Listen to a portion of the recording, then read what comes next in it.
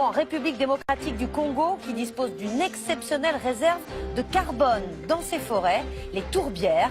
Elles contiennent l'équivalent de 3 ans d'émissions mondiales de CO2. Ce sont des pièges à carbone naturel. Les tourbières sont cruciales pour ralentir le réchauffement climatique. Et la plus grande réserve de tourbières se trouve en République démocratique du Congo.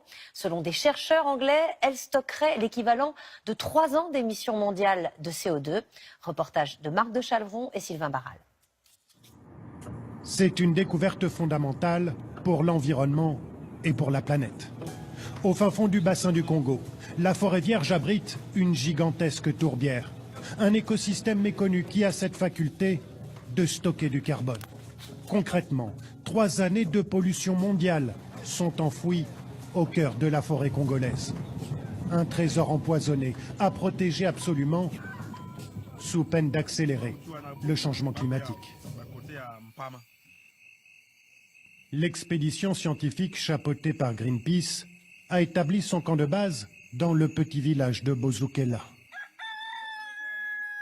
Dès l'aube, accompagnés de villageois, 2 chercheurs partent à l'assaut de la forêt, en quête de cette tourbe.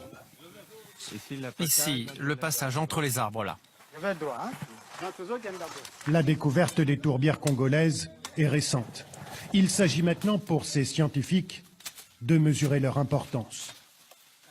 Au bout d'1 kilomètre dans la forêt, les voilà déjà rassurés. Ça, c'est de la tourbe superficielle. Là, c'est une bonne tourbe.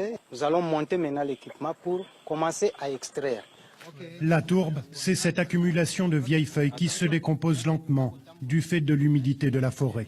Un écosystème en soi qui a cette particularité d'absorber le carbone.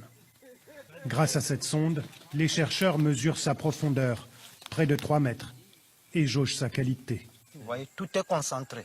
Il y aura une forte concentration de carbone là-dedans. C'est passionnant quand on voit les résultats qu'on attend et surtout quand on commence à voir des choses merveilleuses comme ça. Les premiers éléments sont plus que concluants. Tout porte à croire que les prévisions des scientifiques sont exactes. Le bassin du Congo abrite la plus grande zone de tourbière au monde, sur plus de 145 000 km², plus grande que l'Angleterre. Un puits de carbone, un des poumons de la planète, mais aussi potentiellement une bombe à retardement. Les tourbières, elles nous aident parce qu'elles retirent du carbone de notre atmosphère. Donc, si on les protège, elles nous aident à réduire les effets néfastes sur le changement climatique. Mais au contraire, si on les détruit, ça amplifiera le changement climatique. Sans forêt, pas de tourbière, d'où la nécessité absolue de la protéger. Or, au Congo, la forêt, c'est d'abord une ressource exploitée. Le bois est coupé puis vendu. On peut le voir tout le long du fleuve. 1 mètre cube peut se vendre plus de 100 €, presque un mois de salaire moyen au Congo. Cet arbre est un molongo. Tout le monde en achète, mais nos plus grands clients sont des Chinois.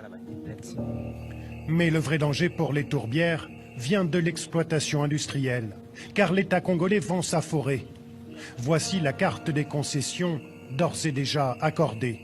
Une partie, celle qui se remplit de rouge, empiète déjà sur les tourbières.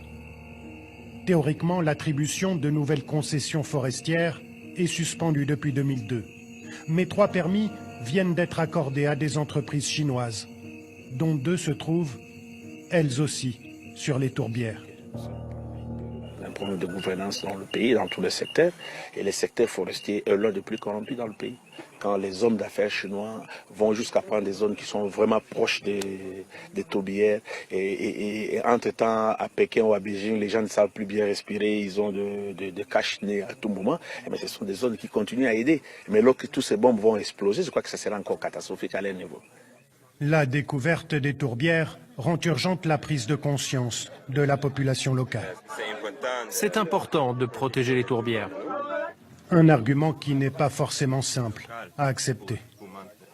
nous vivons des arbres, nous les vendons en échange avec l'argent. Les Chinois viennent acheter. Alors, vous nous demandez de garder ces tourbillons et pas déforester. Alors nous, qui vivons de ces arbres, qu'est-ce que nous allons bénéficier? Arriver à intéresser les habitants de la région, les transformer en gardiens de la tourbière, c'est bien une partie de notre avenir qui se joue en ce moment sur les rives du bassin du